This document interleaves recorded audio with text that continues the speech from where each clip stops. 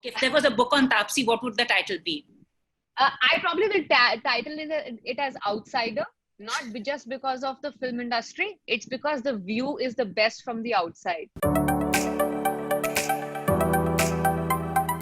How have you been? And I'm just loving your house. Yeah, you must be a very house proud person. Yeah, I'm like a house lover. I mean, it's just so lovely seeing your home, and everything seems to be like has this personal touch, like bade pyar se khareed ke lagaya. Yeah. I wish I can fan and show you my sister's not so ready face to tell you who's done this detailing in detail of the Wow. house. Yeah, but because we didn't take any interior designer as such, so it was Shagun only who like just put everything together in detail. So it's self done. Wow. And totally like you, as I would say. Yeah. Even my van, my vanity van, my house, everybody says, it just looks like an extension of your house because it is actually made to feel like that. It should look like home. True. So, how's it Yeah. been for you? Have you resumed work? I shot one day for an ad. Soon will shoot again for another ad, but not for film, not films as yet. But how have the last these months of lockdown been for you? Mm. It started off, first 2 months were honestly fine because I was coming from insane, crazy schedule. From Jan to March, I had the busiest schedule in terms of even hourly basis because I used to wake up at around 5:30 in the morning, work out to prep for Rashmi Rocket for 1.5 hours early morning in Haridwar because I was shooting there. Yeah. And then from 9 to 9 shoot for Haseen Dilruba, and then come and crash at 10 o'clock in the morning to resume again, get up at 5 o'clock. So it was insane. And in between all of that, I took out 10 days to promote Thappad. So that it was crazy packed, and I could foresee that there was a crazy schedule coming up next also, because first time ever in my Hindi film career, I was going to oscillate between two films alternatively. I was going to shoot Run Lola Run's adaptation and Rashmi Rocket parallelly, which was going to be physically exhausting because both films require a lot of running and outdoors, and plus they are not like light films which are just like come dance and go kind of stuff. So it was going to be, and different locations, not like one city only, so I had to like go like a shuttle. So it was going to be crazy, and then suddenly, just like 10 days away from starting that madness, everything got shut because the lockdown was called. In fact, my last 7 to 10 days of Haseen Dilruba shoot was also canned because of that. So we had to just finish the Haridwar portions. And instead of going to Delhi, where we had to shoot the remaining portions of Haseen Dilruba, I came down to Mumbai. And then the first 2 months were very unwinding because I got all the time to sleep and all the time to just stay at home and enjoy my house, which I made 2 years back, but never had this much of time to spend at home. True. So I was kind of enjoying every corner of the house, cleaning, cooking, learned cooking, which I hate. So I did all of that. First 2 months were fine.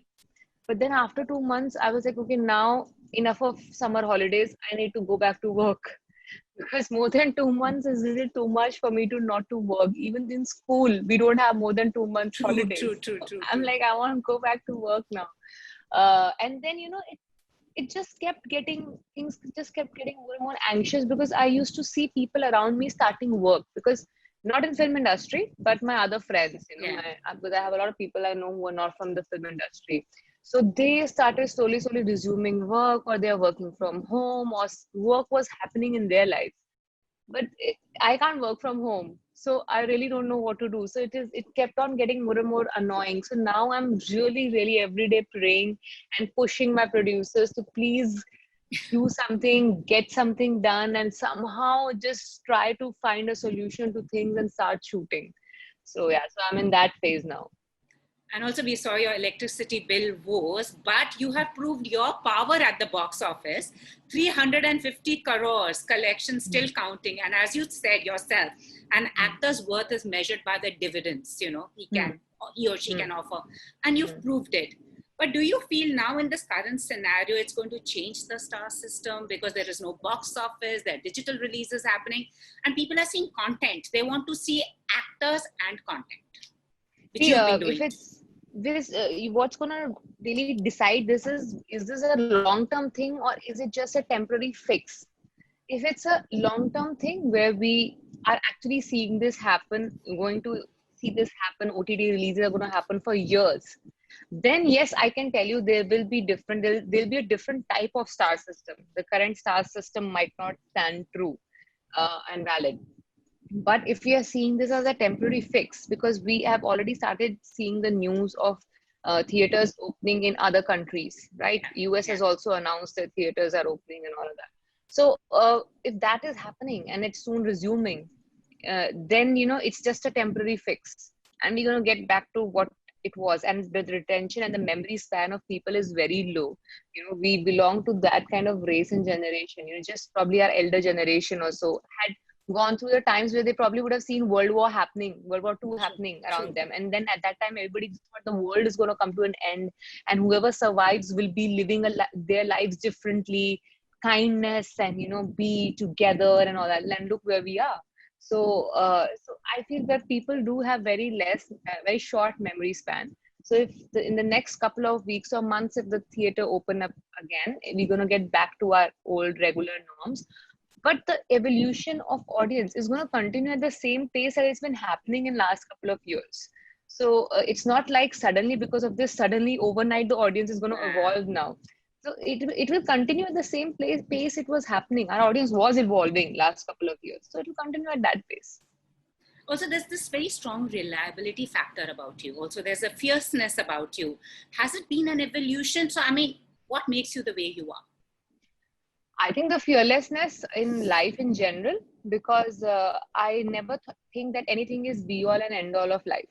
For me, it's not like if this didn't work, or if this profession doesn't work, or if this film doesn't work, it's gonna be the be all and end all of life. I'll be useless, worthless beyond this. I've never thought that. I've always thought, in fact, that it's too short a life, and we need to make the most of it. So if this doesn't work, I will accept it. And if I feel that it's this path is not working for me, I'm the same actor who probably started off in South with the most commercial of films.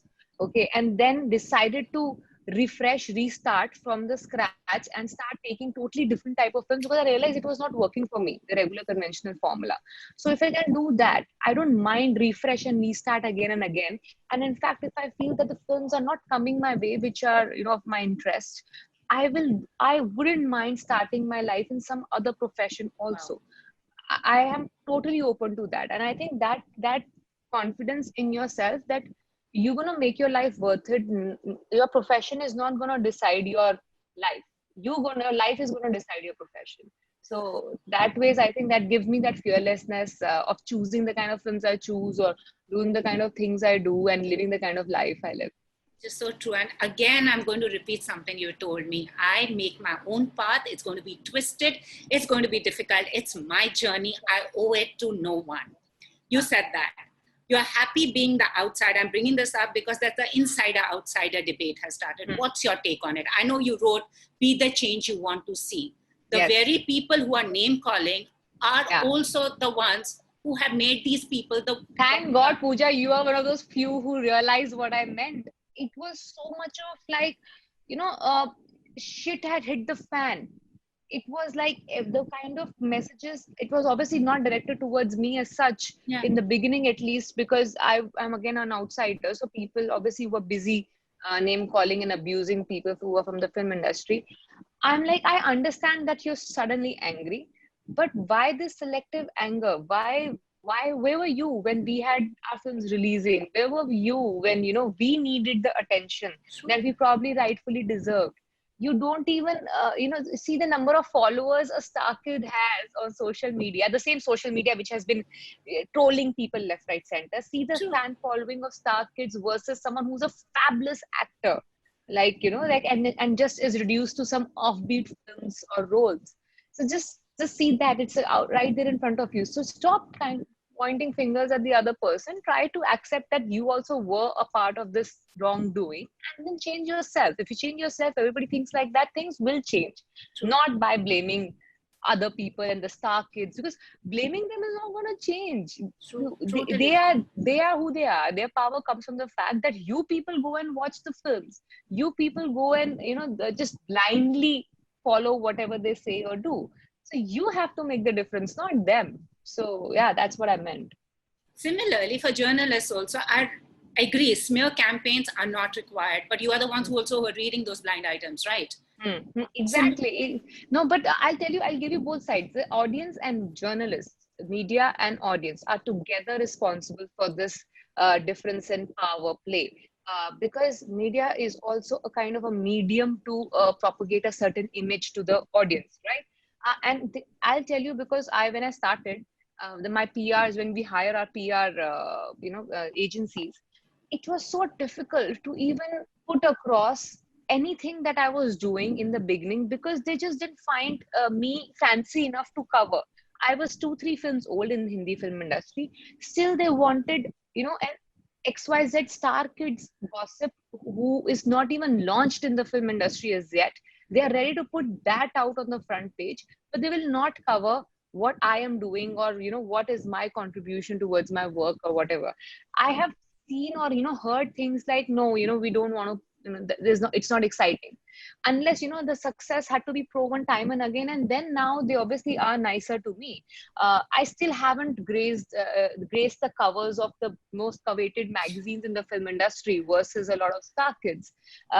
It's not that I haven't approached them. Me and my team have constantly been approaching and asking, but I don't get a positive answer, even till date. I don't know what's going to change after this though. But all this is also media plus audience so together. totally. So either I could have just sat and cribbed about it for years and years and just keep abusing, and I don't think that would have changed anything. So I decided to prove it with my work and wait for a day when they will come aage se and say things otherwise. So I chose that way. And when did you think you wanted to go that extra mile? Because you again had said this, I will work hard, fine, reject me, but I'll prove it that you made a mistake by not casting me. You said that and you proved it. Yeah, I'm very vindictive that way. This is my way of taking revenge. And I had realized this, probably seen from people around me. Not that I did it myself, because I realized people who start abusing or calling out people, saying that you did wrong to me, that one did wrong to me. They just slowly and slowly, people just watch that tamasha, and slowly and slowly the person becomes bitter and bitter and bitter, and so much so that people don't want that bitterness around them anymore. I don't want to be that bitter person. So I said, I will break you down with the positivity. I will break you down with that, because I don't want to spoil my environment, my mind, and my aura with because of whatever's wrong is happening around. I will make sure I'll give it back with so much of positivity. You will not know what to do with it after a point. So I kept on trying. People said, why don't you do this one biggie film, and then it will just seal your status as a nailister. I said, there are two ways of making it. Either I do that one biggie film, for which I don't know what I have to do, because I don't know what more I can do to get that one biggie film. But if I'm not getting that, I decided to do three of my other the different content based and a strong character film, and those three films might just balance out for that one biggie film. So it will require extra hard work. It will take more time, but it will be my path, the credit of which nobody will be able to take away from me. And at that time, I'll reach a status where everyone will look at me and will be like, chalo, finally isko notice kar hi lo yaar. Matlab, I know. let's just finish it off and notice her and acknowledge her.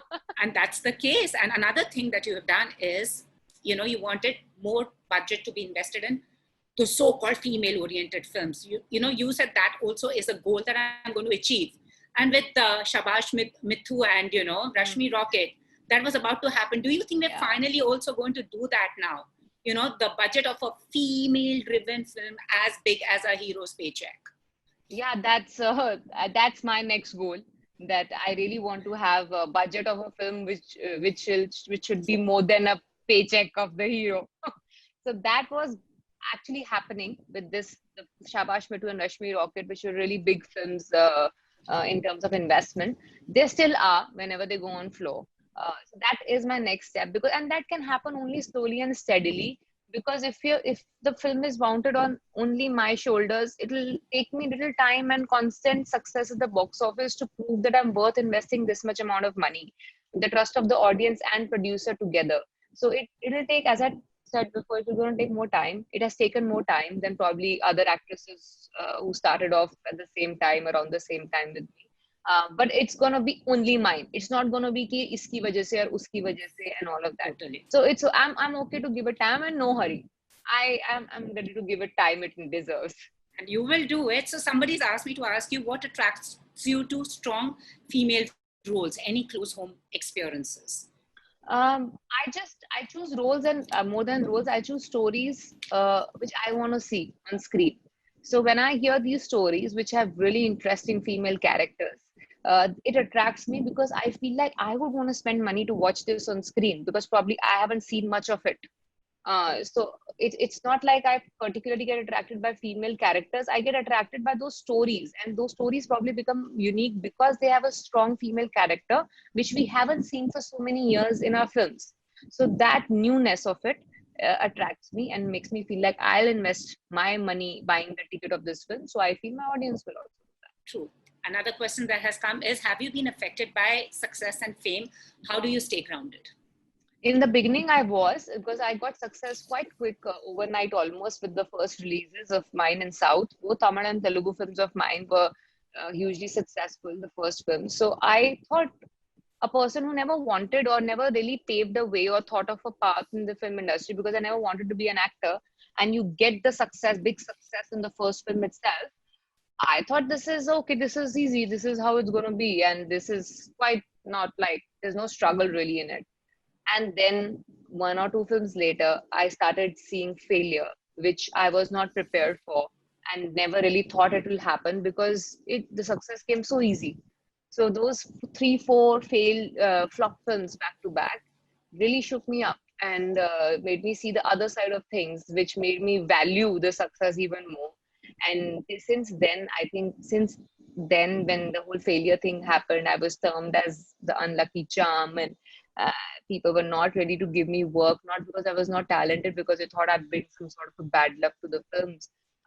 And then there onwards, when I refreshed my path and started choosing the different kind of films I did, I was just careful of choosing the right thing, because I was like, this is precious. I can't play with it. I can't just go, just like that about choosing the film. I need to think, is it really worth the money and time of the audience? Then decide to do a film. And then, it was slow and steady, because I was just too careful, because I'd seen that other side, which was so disheartening, that I was very, very careful of choosing the kind of films I chose after that. And the success meant so much more. Now, the groundedness comes from the fact that I have very fresh memories of how I felt back then, every time. So whenever I feel like I'm getting carried away with everything, those memories come back, and I think I've seen one Friday, and the same people are going to be writing a lot more negative stuff about you than positive. So just keep going. You're enjoying it. You're having fun. Just keep doing what you were doing. Don't get deviated now. So I have to tell myself this time and again, but it's relatively easy to do that now than what it was back then when I did not know about it. And as you spoke about people, it's something Anne Frank said. Now, what's happened in the current scenario? Dead people get more flowers than the living. Yeah, true. And attention and love and, I don't know what all. Like, yeah, I felt the same. I felt the same lately, seeing what all was happening. Yeah, because these were the same people who wouldn't watch the interview, wouldn't go for a film, but now suddenly. Yeah, exactly. I mean, that's what I said. Be the change you want to see. So I agree. And another question that's come for you is, what's the one thing you look for in a script, and what do you feel is missing from the Hindi film industry, from Bollywood, as we say? One thing I look forward, as I told you, Yeah. is purely value for time and money of my audience, because they are the ones who are helping us make films by watching them, and we get the money to make them. So it's a business at the end of the day. I need to make them feel the time was worth it. And what is missing from Bollywood? Uh, no industry is perfect. Yeah, I mean, I don't. Recently someone asked me this, and because the current scenario and whatever's been happening around is so fresh in everyone's mind, I do feel that there are uh, camps. Now, I'm not saying that it's not there in other industries, but I'm just talking about Bollywood in particular. We do have camps. We do have camps which are very cohesive within themselves, and they don't really allow outside people to permeate. It doesn't mean outsiders only in particular, but people from other camps also. It's difficult to permeate that the other person's camp. So, yeah. So that way, sometimes you feel that unless you just align with the camp, you might not be secured enough as an actor in the long run. You do feel that at times, but then that's the risk you are taking. If you align yourself with the camp, when tomorrow something of this sort happens, what happened a couple of weeks back or days back, and then everybody says, oh, because you're a part of that camp, that's why you are getting films, that's why you're getting success. Again, that camp is given the credit for your success rather than yourself. So it's a tricky situation, but that camp system, it is difficult to permeate, because I have gone through times, seen times where I cannot approach a lot of films because they belong to a particular camp, and the casting is only done of people within that camp. So that is a problem that we do have here. I just hope these short memories don't change, because abhi sab bol rahe hain in the industry outside also, and then I forget it. really want to see this. I'm telling everyone who's asking that I want to see how long this is going to last. I so agree with you. And somebody has asked, if you were to do a really commercial Bollywood film and see yourself in as a stereotypical Bollywood heroine, which movie would you choose? I'll choose Sita Gita Chalbaz. I'll choose You that. would be perfect for that. You would be perfect for that.